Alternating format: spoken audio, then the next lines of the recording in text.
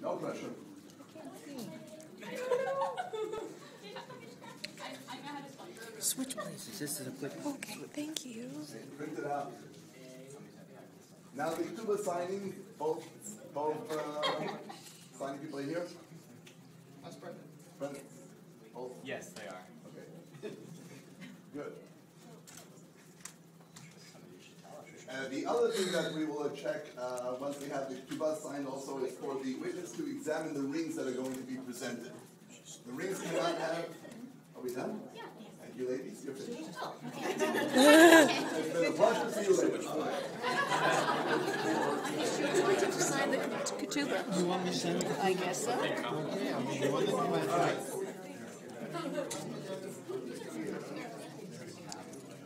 Okay. Two witnesses. I know we have one. Gentleman right here and the other one right over there. Good to see you again. Definitely. Okay.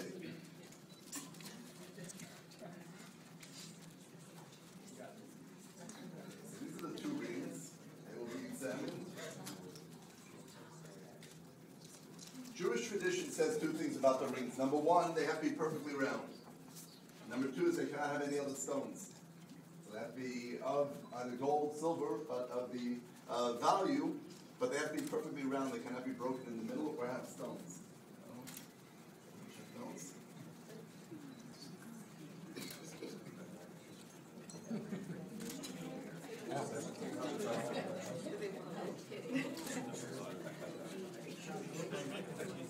Took them less time to pick out the rings than for them to check.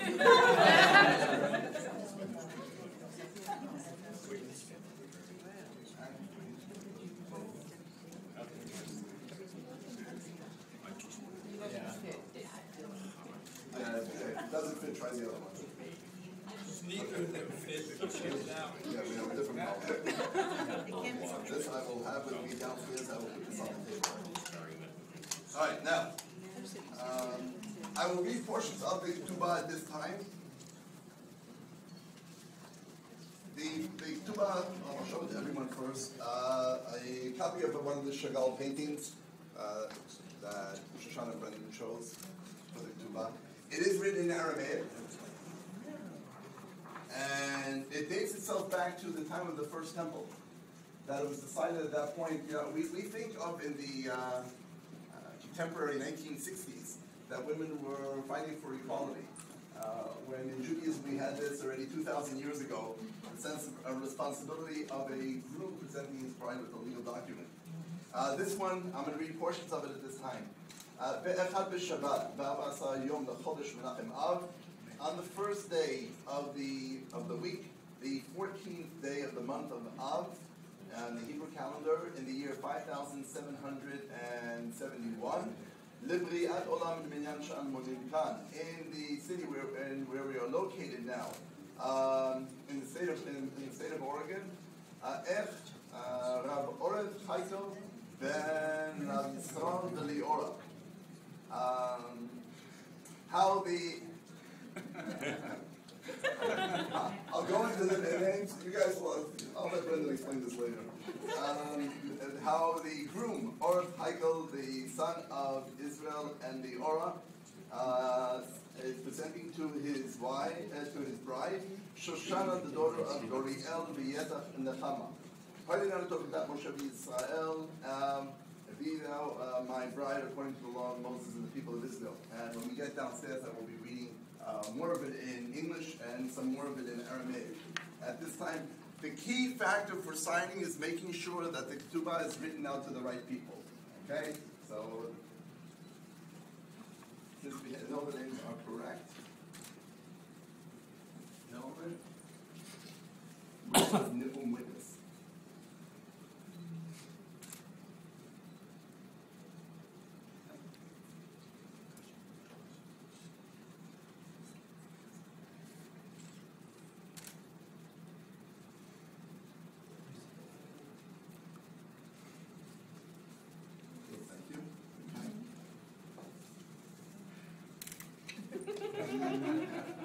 Let's something like this. Take your time. Don't tell me that.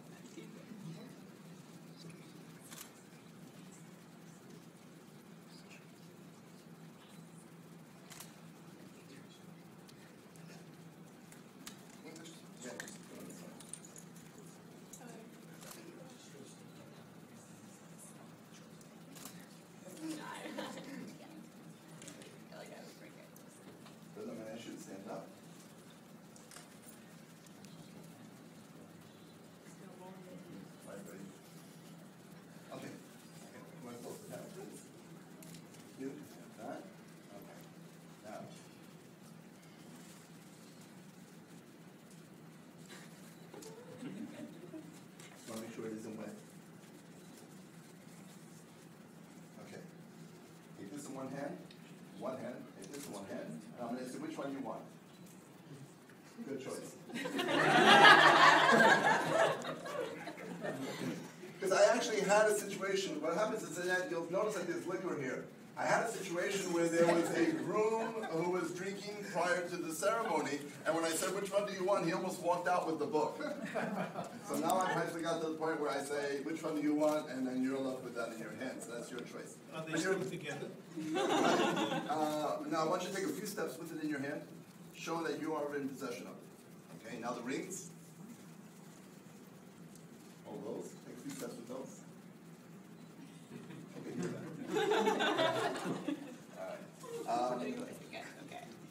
We are beginning a celebration today, and as we'll mention during the ceremony, the day when a bride and a groom stand underneath the wedding canopy is something special. First of all, as parents, we wait to see the day that is like, phew, a sense of accomplishment.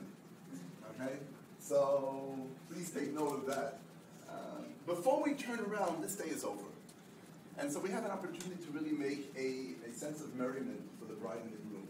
And that becomes our responsibility. Okay, so if you walk out of here and you really haven't danced up a storm, you haven't had a good time. That's part of the celebration that we present before the bride and the groom. That becomes our responsibility as a community, as family. And so there's still some more refreshments now. The ceremony will be starting in 6 o'clock. 45 minutes. 45 minutes. I'm a rabbi, I'm required to teach something. But there's an interesting point, and I want to bring this to your attention. The word in Hebrew for a man, what's the word in Hebrew for a man? Ish. Again? Ish. Okay, and the word for a woman? Isha. The difference between the two is one is Aleph Yud Shin, and the other one is Aleph Shin Hey. And they have the Yud and the Hey. And when they have Yud Hey represents what? Represents God. The beginning of God's name. When you have God involved in the relationship and the respect that the Ish has for the Isha and the Isha has for the Ish, you have perfection. So we're hoping that in the years ahead, that blessing is bestowed on the two of you, that the Ish and the Isha are combined with the sense of respect and admiration that you have for each other. Okay, now you have to party.